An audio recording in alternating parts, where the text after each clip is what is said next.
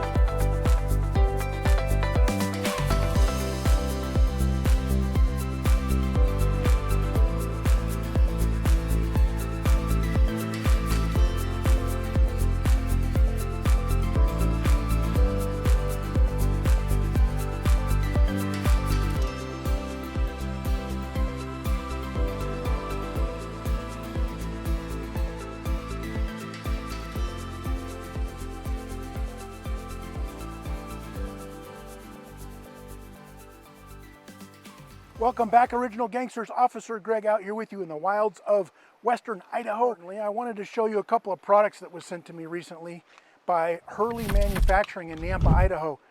Hurley Manufacturing is a welding shop, but they also do some other fabrication. They saw my Canik MC9 video, and the owner, Kyle, contacted me. He has designed something kind of cool for his Canik MC9 that are, well, let me just show you. There are some magazine sleeves that fill in, that take your full-size Canik magazine, so your 17-round magazine that comes with your full-size Caniks, and it makes it where your little micro Canik, the MC9, can be inserted and now carried with a full-size grip for those of us with Shrek-size hands. Oh, really? Also, Kyle makes a base plate. This is a replacement base plate that basically just slides on the bottom. You just push all of the spring and guts of your magazine up. You clamp this thing onto the bottom using a standard Phillips screw. And this base plate will take your 15-round magazines from your smaller Caniks. And by the way, a 15-round magazine is included with this MC9. It'll take that 15-round magazine and basically fills in all of the gaps there so that you now have another full-size grip.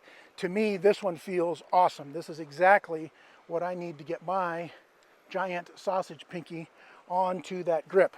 The magazine sleeve is great too. It does stick out a little bit further, a little bit more than I need. But again, as I mentioned in my MC9 video, a lot of you might take your micro MC9 and use it with its little concealed carry magazine, the 12-round concealed carry magazine for daytime carry. And this is a dinky little bastard. I can barely get the edge of my pinky on that one. Now, it's still shootable, absolutely workable with that little magazine, and great for concealed carry, but there isn't much there for those of us with bigger hands. If you take these other magazines, the replaceable base plate or Kyle's little magazine sleeve, you now have increased your grip on this. You can take your micro Canik, your concealed carry gun, snap this in, have a much larger capacity, and basically have a pretty adequate bedside gun all in one piece here.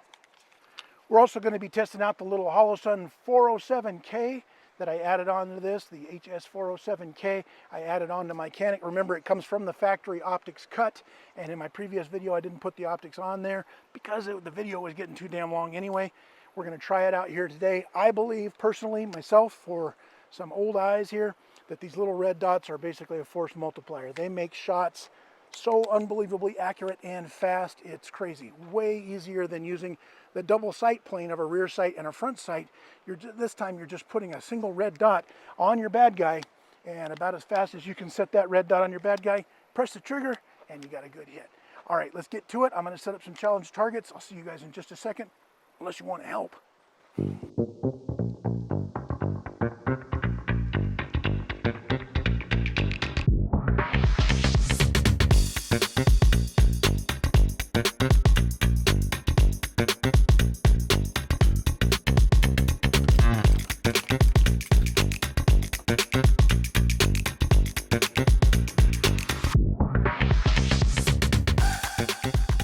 I have targets here about 7 yards and then about 10 and 12 yards away from me. Not all that far. I'm out here kind of on a closed off road, as you can tell right there. So we're not going to put them out there at 50 yards. Let's just give them a try for speed and accuracy on that little red dot, and make sure it's dialed in too, since we're going to carry this thing for self-defense. As always, eyes and ears every single time you shoot.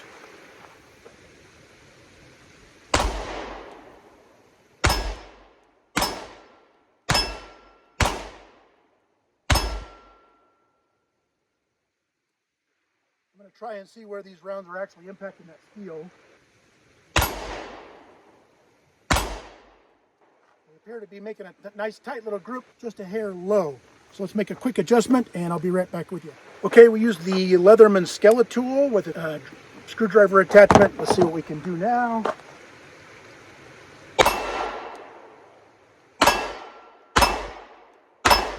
Now it appears like we're in there.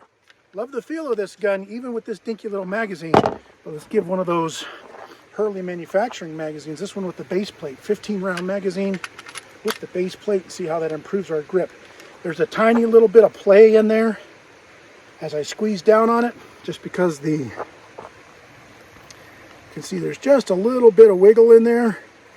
It's unnerving at first. It makes you feel like your magazine's going to fall out, but it's firmly stuck in there and attached with a little Phillips screw, so it's not going anywhere. Let's give it a try.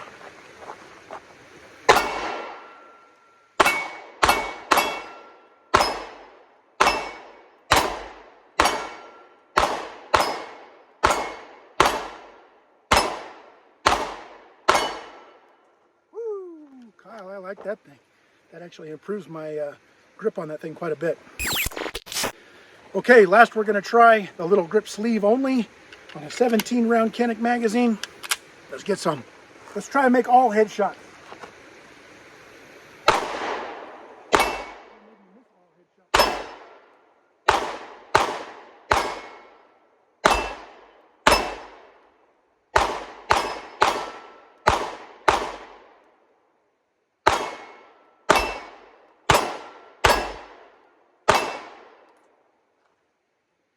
The slide didn't lock open on an empty magazine, so that's not Kyle's fault, of course. That's a magazine or a slide problem. We're going to watch that because that has been a problem before. Let's keep an eye on it.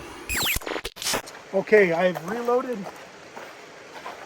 one of Kyle's 15 round magazines and one of the 17 round magazines.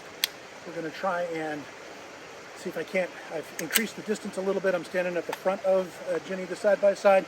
Let's see if we can't make those headshots with this dot. Head. Headshot. Yacht. Boy, this is a comfortable shooting little pistol. Love it. I think I missed one.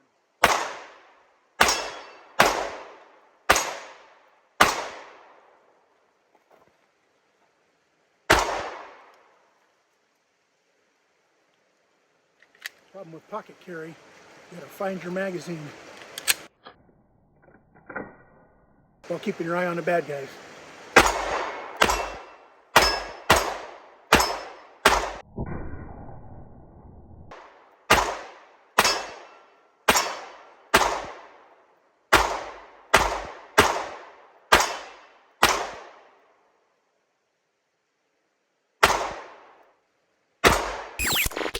Oh shit, I just found 5 more rounds. 5 loose rounds on the bottom of this box. So you know we're going to put those on 3 targets. We got 3 bad guys attacking us outside of a convenience store. We've only got 5 rounds in our pistol because we came poorly prepared. Let's see what we can do to stop these hoodlums in their tracks.